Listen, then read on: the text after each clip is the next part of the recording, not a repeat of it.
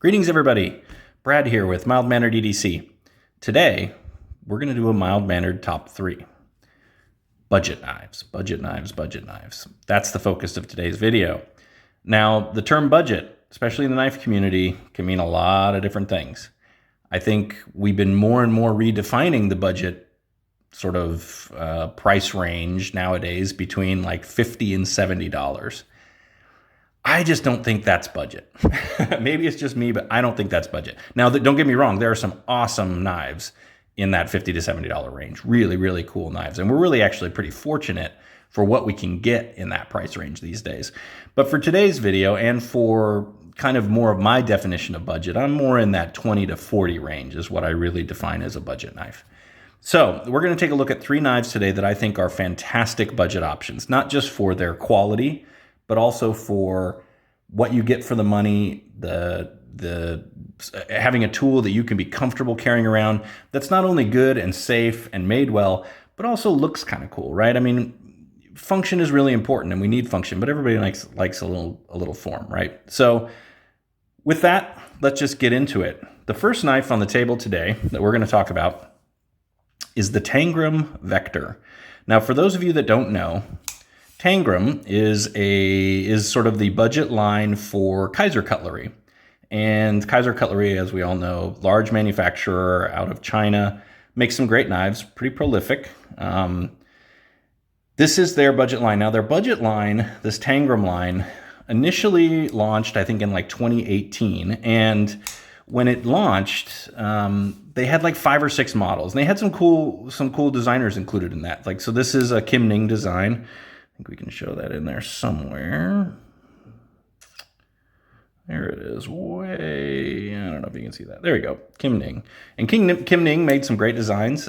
He's got the Kaiser Scholl, which is actually one of my favorite knives. Dirk Pinkerton, I know, had one. And anyways, they had like 5 or 6 of these knives, and they never really, I haven't seen them add to that since then. So it's sort of like they did their initial run, and that's sort of what they're going with. Now, these knives are also fairly limited as in with regards to sort of where you can buy them, right? So they launched primarily with Amazon. So these are Amazon knives you can get on Amazon. And I also think I've seen that you can get them through AliExpress. I've just never bought anything on AliExpress, so I don't really know. But they're not sort of just walking to your average knife shop or, you know, Walmart or, you know, Cabela's or something like that and find a knife, find a Tangra knife. That's not really how it works. But what is cool about these knives is you get a really, I mean, look, first of all, I've seen some posts recently on Instagram about this knife, which is fun. I'm glad to see it getting some love again. I've owned a few of these. I've given a couple away. With this knife, you get aluminum handle, right? You get this cool sculpted sort of fluted aluminum. You get this electric blue, which I think is really cool. You get a fun blade. It's got this neat swedge up at the top. It's got a little bit of a recurve. I know some people don't like recurves, and I'm kind of in that category too, but I think on this knife it works, and it gives, I don't know, it just gives it a little attitude, and I think it looks cool. For steel, you've got Japanese 440 Akuto. There you go, which is a perfectly good budget steel. I think it's great for everyday carry. It sharpens really easy. It takes a good edge, and this knife comes really sharp. It's got a really good edge. I don't know if we can see that. So anyways, yeah, this I think the steel is perfectly acceptable. I'm not an anti-aluminum guy. I know some people really don't like aluminum. I think aluminum's great. It's lightweight. Yeah, it shows wear easily. It can be a little slick, but by and large, you know, I think there's some really high-end knives that use aluminum. So if you're into weight saving and frankly cost saving, you know, aluminum's the way to go. The real star of this knife, though, and we'll talk about price in a minute, but the real star of this is right here, and that's the button lock. This is a button lock knife. Now, there aren't that many budget button locks out on the market, although Blade Lantern just did one recently around an M-Tech that he found for like $10 that he says is pretty cool. But budget locks are my most favorite locking mechanism. I love them. They're safe, they're intuitive, they're easy, they have a great fidget factor. You know, you can open it that way too. They're just great, and I wish more makers would utilize the button lock. But they did here, and they did it in a really nice way. And you know, you can see with a button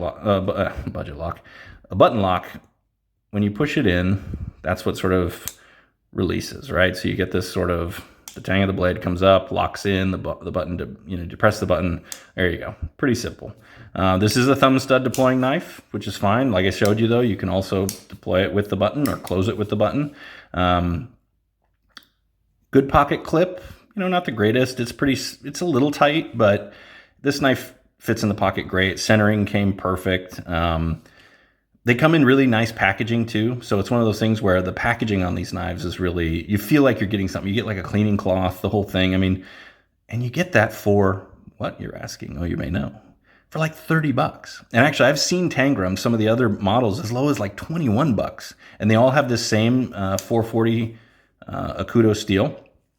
So I just, you know, by and large, this is just one of my favorite all-time budget knives. This is a great knife. It's a fun user. It looks good. If you're new to the hobby, you know, this is a great place to start. You get something that looks cool, but also is actually a legitimate tool. So there you go. And maybe we can do a quick size comparison just so you get a sense of size. So we've got that standard Swiss Army knife, Benchmade bug out. So, you know, it's on the smaller end. It's on the smaller side, but I think that's all right. Nothing wrong with that. In fact, I think some people probably prefer that. I don't like huge knives, but this Best Tech Swordfish is a pretty big knife. So you can see it kind of dwarfs that. But no, great knife. Looking for something to pick up, I really encourage you, give it a look. Really, it'll be worth your time.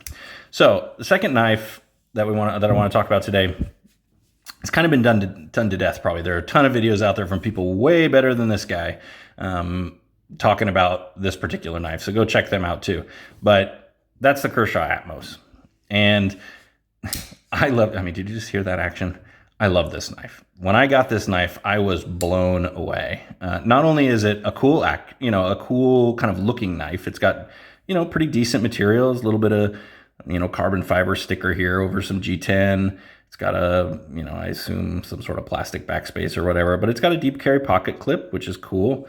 It's got a Dmitry Sinkovich design, and, you know, Mr. Sinkovich is a great knife designer. So you get this in a really affordable package that you get to enjoy. In fact, I think there's a higher end ZT model. In fact, I know there is, that utilizes this exact same design. And the action that you get on this knife, I mean, this is one of the funnest action knives I have, honestly. I just love this knife. And I love the sound. It's got a good lockup. I mean, it's, you know, 50-60%, somewhere in there. But it's just a great knife. Now, I know some people are going to go, yeah, but it's 8CR, 13 MOV. It is. 100%. There it is. You know, and they missed the choil a little bit there. It's not the great, you know, but it is a hollow grind, which is cool. And for like 29 bucks, 25 bucks, you can get these just about anywhere, it seems like. Yeah, Chinese made, but you get Kershaw legendary customer service. I mean, this is my car knife. This is the knife. I've had this in my car since day one. I love this knife. I've opened more snack packs and, you know, envelopes and boxes, little things I get out of the mailbox, whatever, with this knife than just about any of my other knives. It's a great knife. Yeah, steel's not fantastic, but it's fine. I mean, honestly, especially if you're new into the knife hobby, you know, whatever. I know a lot of people want to get crazy about steel, and rightly so. I have a lot of knives with better steel than that, but it's a perfectly adequate steel. And I think for what you're paying, for the design, for the quality, for that Kershaw customer service, and just for a great user knife, this is a hard one to beat. In fact, I've for a long time thought this was the best budget knife out there, really. Now it's got a flipper action, so we had a button action on this one, right? Budget button lock. It's a flipper action, so a little different. Flippers are cool too. These are a little sharp. The jimping up on the flipper tab is just a tad sharp, but it's not terrible.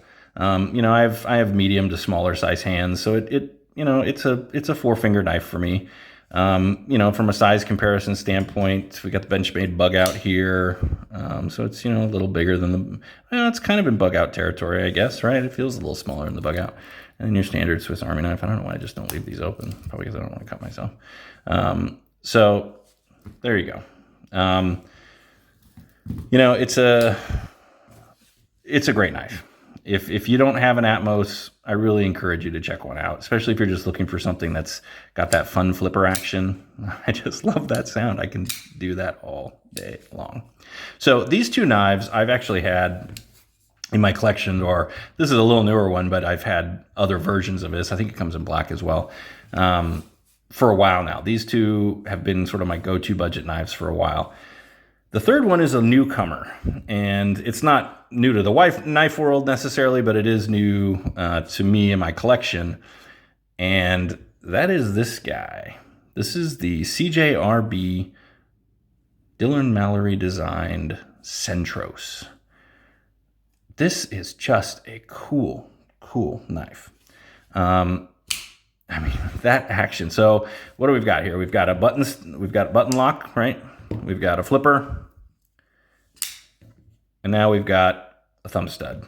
And those are three, different opening mechanisms for those of you new to this hobby. But for those of us in the knife world, everybody likes different things. I kind of like all three. As I've mentioned, I really like button locks, but I've really been leaning towards thumb studs lately for some reason. I'm seeing more and more really cool thumb stud knives come out.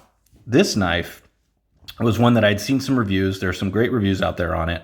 And I had been watching. There's a high-end version. So CJRB is Artisan Cutlery's, budget line, similar to Tangra and Kaiser. But they are really doing good work. And the other part of this that I think is really interesting is it's more of a budget end model of their the Dylan Mallory Archaea, which is the artisan cutlery version, and that's a really cool knife and pretty pricey, but a really cool knife. The interesting thing about this knife when I got it was how substantial it is. It's not super lightweight.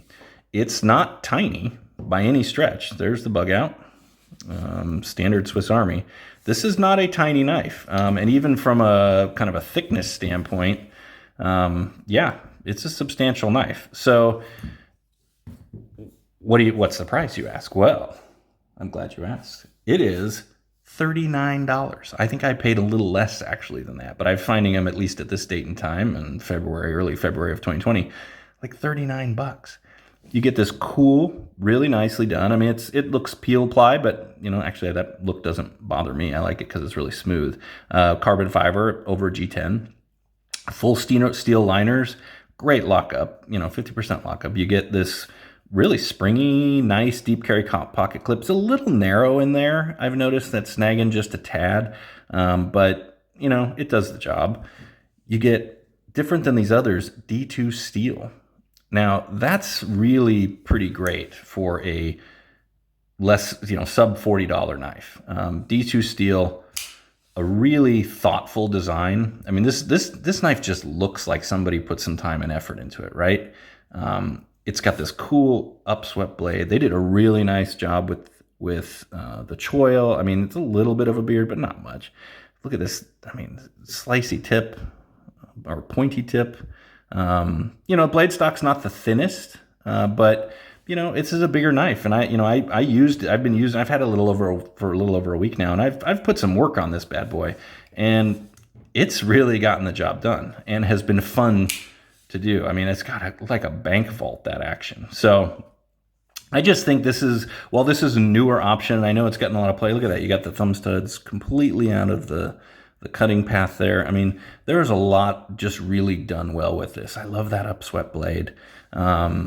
This is a really impressive knife. And if this is the new standard, I think, these both have their niches, certainly, but if this is becoming the new standard of in my definition of what a budget knife is and costs, then wow, what a great time to be getting into the hobby and getting into knives. I've really enjoyed having this, and I'm really, if you haven't followed Dylan on Instagram, please do so. He's a cool guy, really active in the community.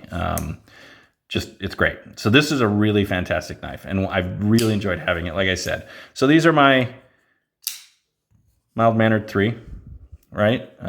They all have a little different look to them, a little different style, a little different function. They open a little different. But the key is they're all within that budget sweet spot, at least the budget sweet spot for me. And they're all good tools. They're safe, they're usable, they've got good blades, they do what they're supposed to do, and you can rely on these. These are not knives you have to just buy and think, oh, I'm gonna have to throw it away in a month or 2 months or something like that. These are knives that can be part of your collection for a long time and that you can be proud to carry around. And especially if you're new into the knife game, that's important. You know, you wanna feel confident with what you have in your pocket. So I hope you've enjoyed this video. It's been really fun making this. I'm hopeful that I can get some additional content out here soon. If you're new to the channel, which I think pretty much just about everybody might be, because I am a new set of hands on the internet looking at knives, right? Novel concept, right? But at any rate, I really hope you've enjoyed this. These are my 3. I'd love to hear down in the comments what your favorite budget knives are, what you think is a legitimate budget range, what budget means to you, and what your recommendations are, and maybe what knives you first picked up when you got into the hobby, or into this, and sort of what knives got you going in your journey. So with that, thanks so much for joining me. I really appreciate it. I look forward to talking to you in other videos. Most importantly, stay safe out there.